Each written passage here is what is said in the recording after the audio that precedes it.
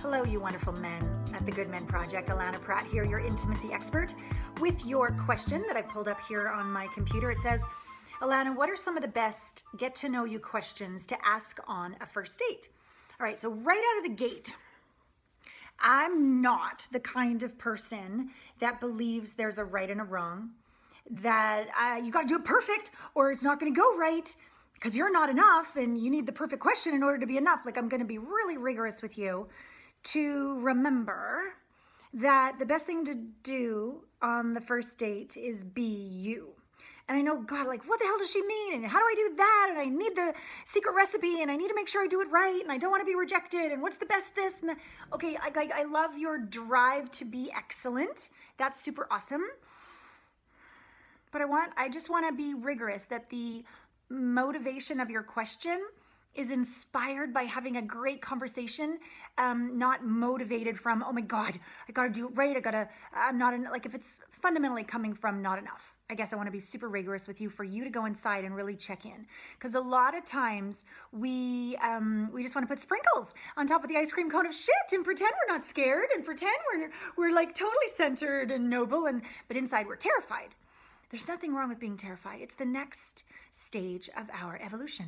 I'm terrified of a lot of shit, okay? And I've learned to love myself just as much scared as I love myself when I'm like feeling super sassy. That's called self-love. That's actually how to attract somebody at that vibration so that the first date is easy because it's vulnerable and nobody's trying to be perfect because both people more or less are at peace with who they are. Okay, back to your question. So you're like, I don't care, Allana, answer the question. So, okay. I'll first tell you a little story. I had a first date a while back and the gentleman was like super generous. He drove to my side of the town. He arrived with 12 roses, dressed really super nice, etc. So like he did a lot of things, quote unquote, right or whatever. He was generous. And I really appreciated it. But as we were talking and I was just sort of sharing about my life and just responding to what he was saying, noticing he was doing most of the talking, but I was just listening. And then all of a sudden he blurted out, okay, so what's your ideal date? And I was just like, ugh. I just felt like I was being interrogated, not even like interviewed. I felt like, okay, so now he's going to decide whether I'm an appropriate fit or not. And I just wanted to like throw up at the table. And I just took a breath and I'm like, oh my God, he's just doing his best. He's just doing his best. Just be real. And so I spoke of what my ideal day would be, day would be. And, but I was waiting around to sort of like be approved of or not approved of. Like, I just didn't like it. It didn't bring out the best in me. It didn't feel authentic. Yeah. So I wouldn't do that.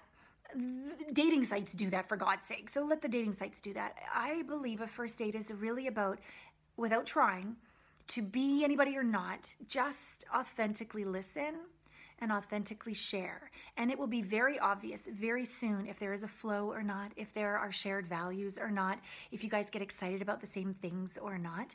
And if you're trying to do it right, then neither of you are going to be authentic and you'll never even know if it was a good fit or not.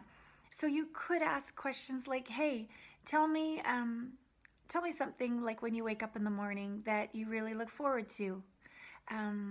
Tell me why you're grateful to be alive. Tell me something that's really been hard for you that you're working through, and you're proud of how far you've come.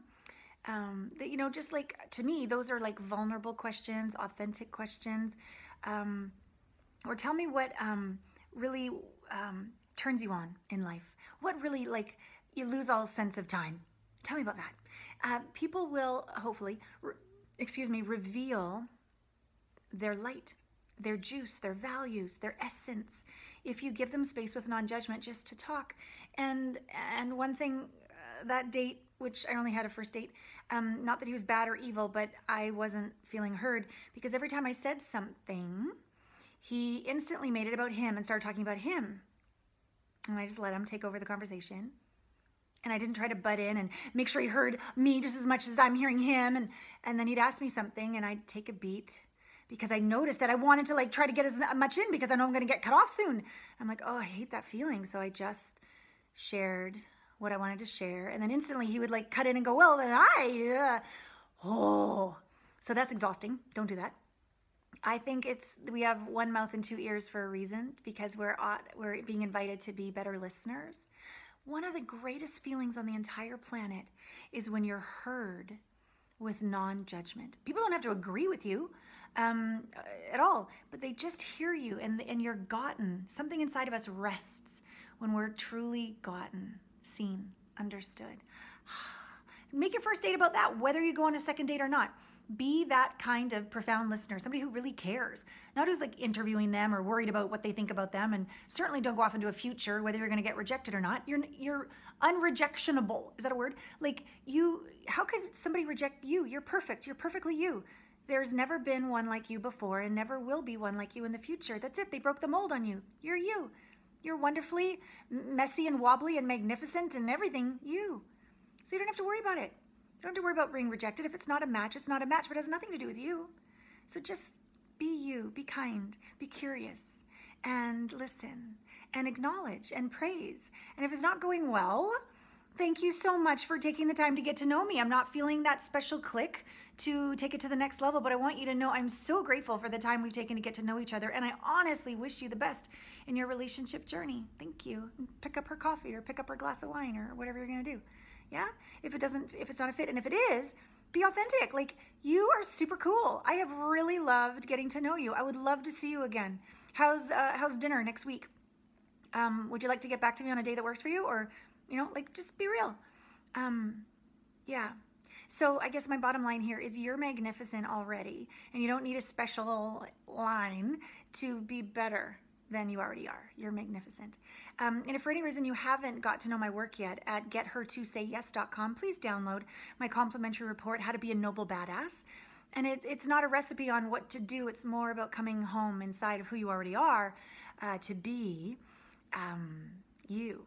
All right? You are, at your core, already a noble badass. And it would be my pleasure and privilege to inspire the emergence and awakening of even more of you. So welcome to my world, and thank you for your question. All my love to you. Mwah.